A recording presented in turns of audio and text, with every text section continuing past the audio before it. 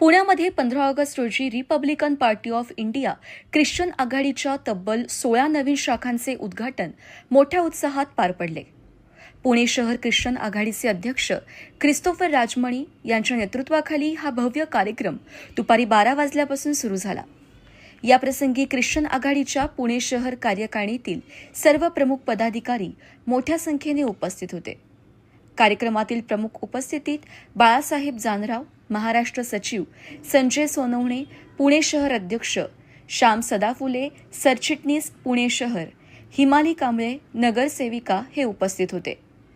खालीलप्रमाणे शहरात विविध ठिकाणी शाखा उद्घाटन करण्यात आल्या.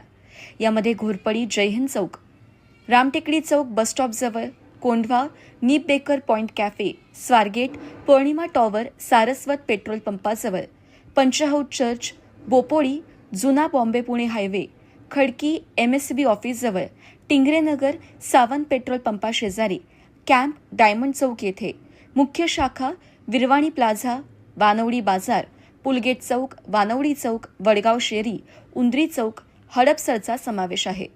उपस्थित ख्रिश्चन आघाडीचे पदाधिकारी येसू दुरेस्वामी, उपाध्यक्ष पुणे शहर, स्टॅनली नाथन, सचिव पुणे शहर, अरुण पवार, उपाध्यक्ष 2 पुणे शहर, SD पिल्ले, उपाध्यक्ष 3 पुणे शहर, डॉरेथी थॉमस, महिला अध्यक्षा पुणे शहर, जॅस्लिन पिल्ले, कार्याध्यक्षा पुणे शहर, लिझन बावरे, उपाध्यक्षा पुणे शहर, राजश्री मुदलियार, सचिव पुणे शहर, अल्विन, युवक अध्यक्ष ख्रिश्चन सेल, सुजान अँथनी, सचिव पुणे शहर, अंजली पिल्ले, सहसचिव पुणे शहर, आरती मुदलियार, उपाध्यक्षा पुणे शहर पश्चिम विभाग.